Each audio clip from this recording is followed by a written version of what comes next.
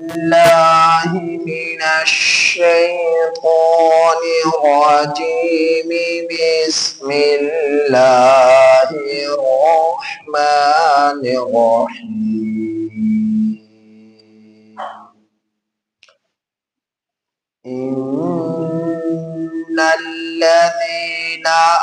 آمنوا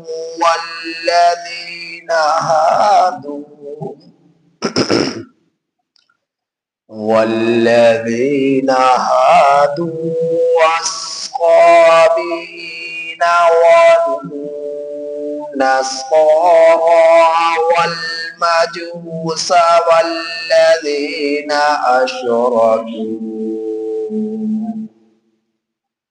إن الله يفصل بينهم يوم القيامة. إن الله على كل شيء شهيد. ألم تر أن الله يسجد له من في السماوات ومن في الأرض والشمس والقمر والنجوم والجبال والشجر والدواب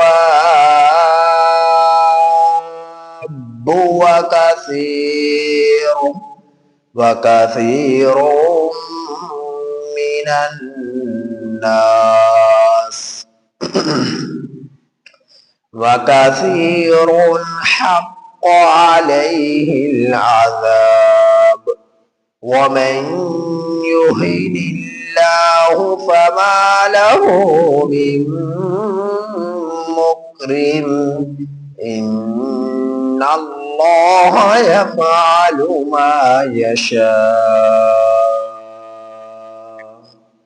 هذان خصمان اختصموا في ربهم فالذين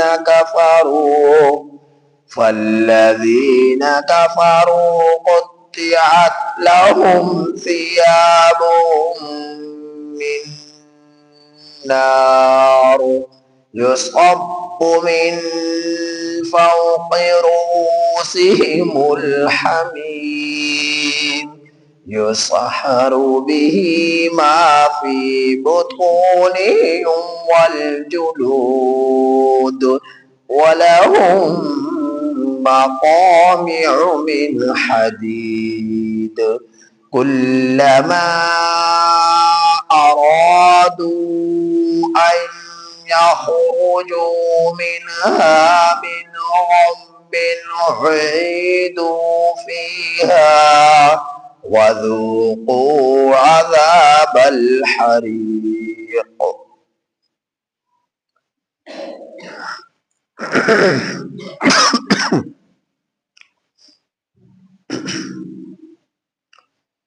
یہ سورہ حج کی آیت نمبر 17 تا 22 آپ حضرات کے سامنے تلاوت ہوئی. یہ سورہ حج کی آیت نمبر 17 تا 22 آپ حضرات کے سامنے تلاوت ہوئی. ان آیات کریمہ کا ترجمہ یہ ہے: ان الذین، بے شک وہ لوگ، آمنو، جو ایمان لائے، والذین ہادو، اور وہ لوگ جو یہودی ہوئے، والصابئین، اور وہ لوگ جو صابی ہوئے، والنصارى، اور وہ لوگ جو نصرانی ہوئے، والمجوس، اور وہ لوگ کہ جو مجوسی ہوئے، والذین اشرکوا، اور وہ لوگ جو مشرک ہوئے، ان اللہ بے شک اللہ تعالی یفصل بینہم فیصلہ کرے گا ان کے درمیان، یوم القیامہ قیامت کے دن، ان اللہ بے شک اللہ جل جلالہ علی کل شیء شہید ہر چیز پر گواہ ہے۔ الم ترى کیا آپ نے نہیں دیکھا، ان اللہ بے شک اللہ ہی کو یسجد لہ من فی السماوات سجدہ کرتی ہیں وہ مخلوق جو آسمانوں میں ہے، ومن فی الارض اور وہ مخلوق جو زمین میں ہے، والشمس والقمر اور سورج اور چاند، والنجوم اور ستارے، والجبال اور پہاڑ، والشجر اور درخت، والدواب اور جانور، وکثیر من الناس اور بہت سے لوگوں میں سے بھی سجدہ کرتی ہیں چیزیں اللہ، وکثیر حق اور بہت سے لوگوں پر حق علیہ العذاب ثابت ہو چکا ہے عذاب، ومن یہن اللہ اور جسے اللہ ذلیل کرے، فما لہ من مکرم سو اسے کوئی نہیں عزت دینے والا، ان اللہ یفعل ما یشاء بے شک اللہ تعالی کرتا ہے جو چاہتا ہے، ھذان خصمان یہ دو گروہ جھگڑا کرتے ہیں، جھگڑالو ہیں، اختصموا فی ربہم جھگڑا کرتے ہیں اپنے رب کے بارے میں، فالذین کفروا بس وہ لوگ جنہوں نے کفر کیا، قطعت لہم ثیاب من نار کاٹے جائیں گے ان کے لیے کپڑے آگ کے، یصب من فوق رؤوسہم الحمیم ڈالا جائے گا ان لوگوں کے سروں پر الحمیم گرم پانی، یسحر بہ ما فی بطونہم جو نکال دے گا اس کے اندر سے وہ چیزیں جو اس کے پیٹ میں ہیں، والجلود اور کھال، وَلَهُمْ مَقَامِعُ اور ان لوگوں کے لیے ہتھوڑے ہوں گے، من حدید لوہے کے، کلما ارادوا جب کبھی یہ لوگ ارادہ کریں گے، ان یخرجوا منہا یہ کہ یہ لوگ نکلیں جہنم سے، من غم غم کی وجہ سے، اعیدوا فیہا لوٹا دیے جائیں گے جہنم میں، وذوقوا اور چکھو تم عذاب الحریق جلنے کا عذاب کا مزہ۔ ایمان والوں کے سوا 5 فرقے عرب میں موجود تھے۔ اہل ایمان کے سوا 5 فرقے عرب میں نبی کریم صلی اللہ علیہ وسلم کی بعثت کے وقت موجود تھے۔ نبی کریم صلی اللہ علیہ وسلم کی بعثت کے وقت عرب میں ایمان والوں کے سوا 5 فرقے موجود تھے۔ پہلا فرقہ والذین ہادوا یہودیوں کا تھا، دوسرا فرقہ والصائبین صابیوں کا تھا، اور تیسرا فرقہ والنصارى نصرانیوں کا تھا، اور چوتھا فرقہ والمجوس مجوسیوں کا تھا، اور پانچواں فرقہ والذین اشرکوا شرک کرنے والوں کا تھا۔ یہ 5 فرقے تھے۔ یہودی حضرت موسیٰ علیہ السلام اور آپ پر نازل شدہ تورات پر ایمان رکھنے والے تھے، لیکن صحیح معنی میں ایمان والے نہ کہلائے۔ حضرت موسیٰ علیہ السلام کے زمانے میں بھی لیکن جس طرح ایمان والوں میں پختہ ایمان والے نبی کریم صلی اللہ علیہ وسلم کی امت میں موجود ہے، اسی طرح حضرت موسیٰ کلیم اللہ علیہ الصلوۃ والسلام کی قوم میں بھی موجود تھے۔ تو یہودی تورات پر ایمان رکھنے والے الصائبین، اور صائبی یہ نماز روزے پر تو ایمان رکھتے تھے، قیامت پر بھی ایمان رکھتے تھے، لیکن ساتھ ساتھ یہ صائبی ستارہ پرست تھے، ستاروں کی پوجا پاٹ کیا کرتے تھے۔ والنصارى، اور نصرانی حضرت عیسیٰ ابن مریم علیہ السلام پر ایمان رکھنے والے تھے، لیکن ان کے بھی کئی فرقے بن گئے نصرانیوں میں سے بھی، اور ناحق ٹھہرے نبی کریم اور والمجوسا، اور مجوسی آپ کی پوجا کرنے والے، والذین اشرکوا، اور مشرک لوگ عرب کی دھرتی پر موجود تھے۔ یہ شرک کی ابتدا نبی کریم صلی اللہ علیہ وسلم کے زمانہ سے تقریباً 250 سال پہلے عرب کے دھرتی پر شروع کی عمر ابن لوحی بن قما نے عرب کی دھرتی پر شرک کی شروعات نبی کریم صلی اللہ علیہ وسلم کی بعثت سے تقریباً 250 سال پہلے شروع کی۔ بڑا احمق قسم کا انسان تھا، اس وقت بھی کعبۃ اللہ کا طواف ہوا کرتا تھا، اور جب لوگ طواف کے لیے آیا کرتا، اس بے شرم کے پاس ایک ایسی سٹک تھی کہ اس سٹک کے آگے ایک کنڈی لگی ہوئی تھی، جس طرح مچھلیوں کو پکڑا کرتے ہیں کنڈی لگا کر، اس سٹک کے آگے، اس لاٹھی کے آگے ایک کنڈی ایسی لگائی ہوئی تھی۔ جب عام طواف کرنے والے طواف کرتے، ان کے پاس کوئی چادر ہوتی، کوئی قیمتی چیز ہوتی، تو یہ اس کنڈی کو لگاتا اور اس چیز کو کھینچ لیا کرتا۔ البتہ تو لوگوں کو جلدی سے پتہ ہی نہیں چلتا کس نے حرکت کی ہے، اور اگر پتہ چل جاتا اس سے کہتے تو وہ کہتا کہ غلطی سے لگ گئی تھی۔ تو اس طرح کی حرکتیں یہ کیا کرتا تھا۔ لیکن جب لوگ کسی کے پیچھے چلنا چاہیں تو ایک شخص کپڑا اتار کر سڑک پر جا رہا ہو تو بچے، لڑکے، لوگ اس کے پیچھے لگ جایا کرتے ہیں، تو یہ کسی کے حق ہونے پر کی دلیل نہیں ہوا کرتی۔ تو بہت سارے لوگوں نے اس کی پیروی کرنا شروع کر دی۔ تو اس شرک کی ابتدا یہ کرنے والا تھا عرب کی دھرتی پر۔ تو مشرک وہ لوگ ہیں جو عمر ابن لوحی بن قما کے نقش قدم پر چلنے والے تھے، شرک کے اندر مبتلا ہونے والے تھے۔ میرے رب نے فرمایا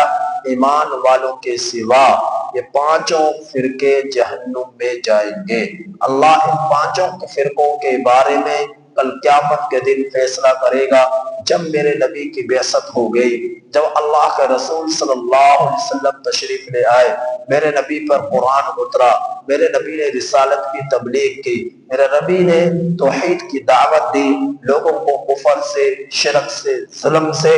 بچایا، روکا، منع کیا، اور لوگ نہ مانے، نہ میرے نبی کی رسالت کو قبول کیا، نہ میرے اللہ کی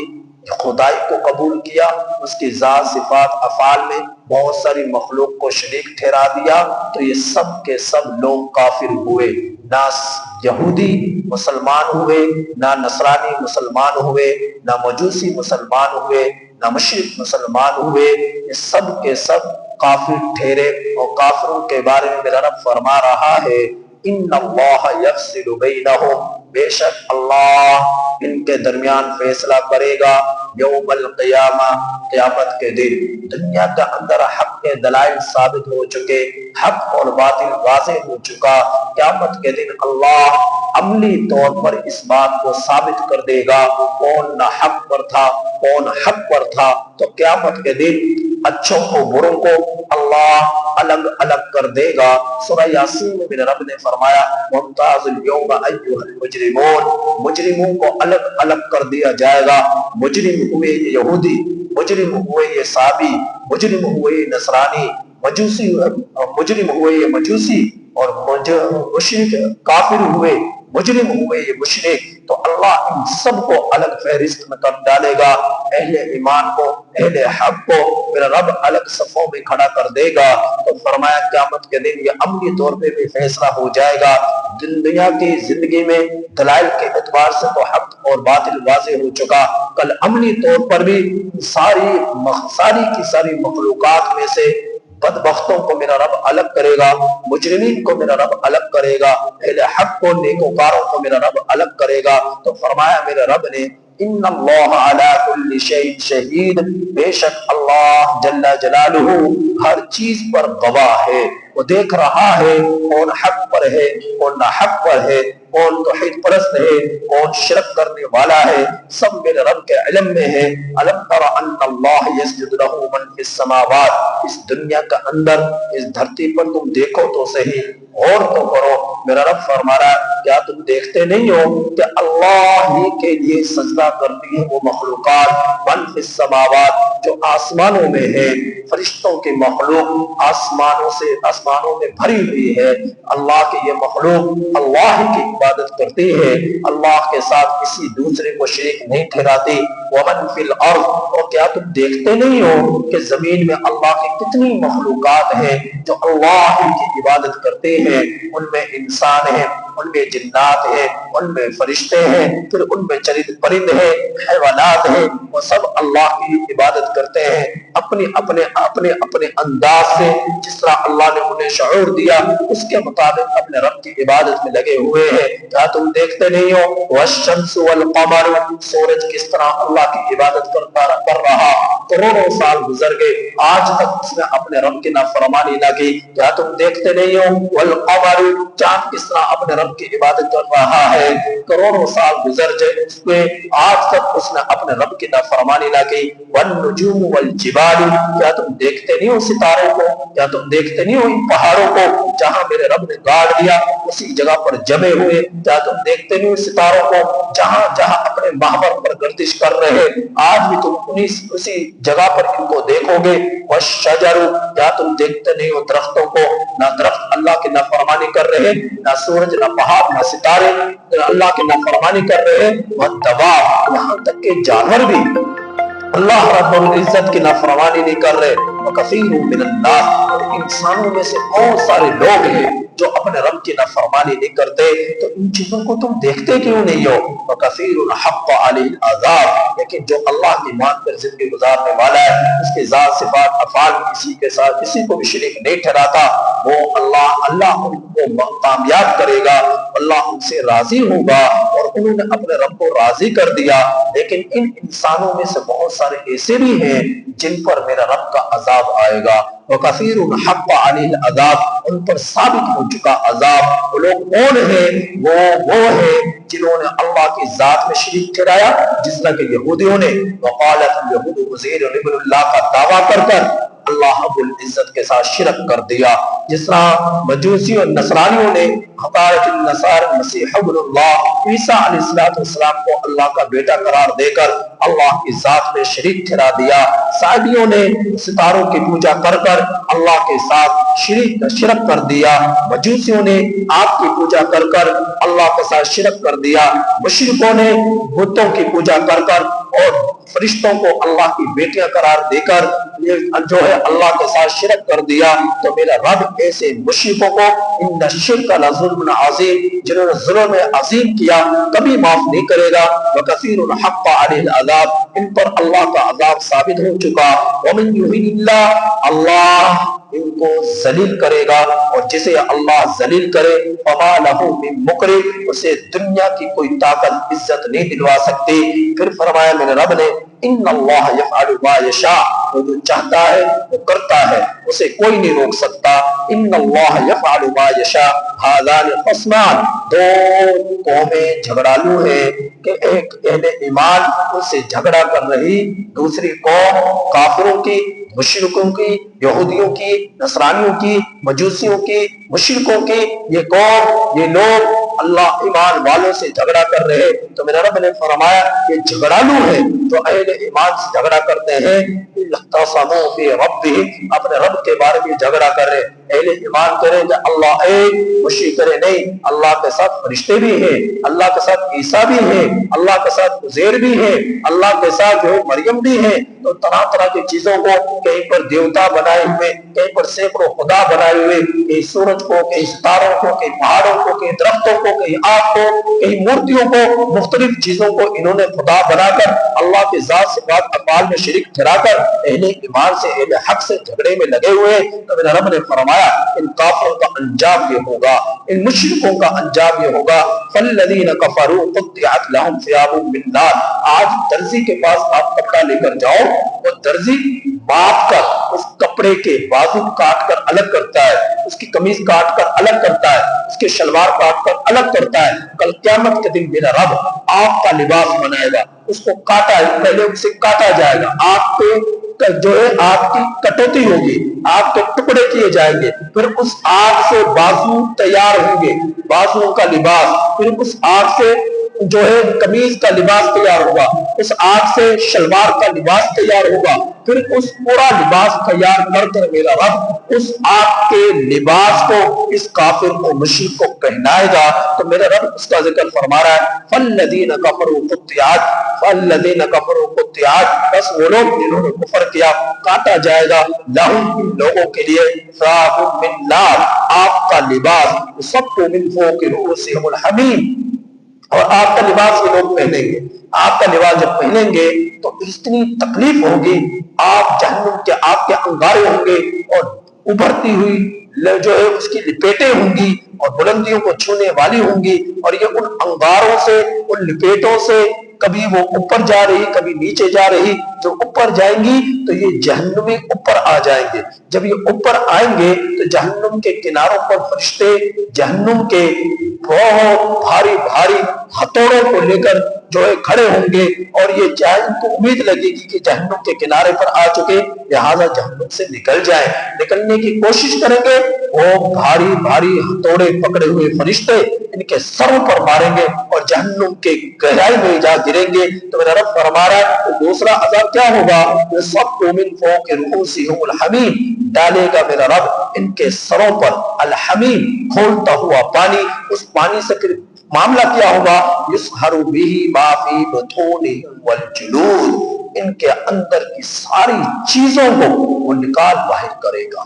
جب وہ کھولتا ہوا پانی اس کے سروں پر، اس کے سر پر پڑے گا اور وہ اس کو پیپ کو پیے گا، اس کے اندر جو موجود ہے، اس کی انتڑیاں، اس کے اندر جو موجود ہے، اندر کا مواد سارا کا سارا پخانے کے راستے سے باہر نکل جائے گا۔ والجلود، اور کھال، جس طرح لباس اس کے جسم سے الگ ہو جاتا ہے اتر کر، اس طرح اس کے جسم سے کھال اتر کر الگ ہو جائے گی لباس کی طرح، اور اندر کیا رہ جائے گا، گوشت، ہڈی اور لباس، چمڑا، اس کا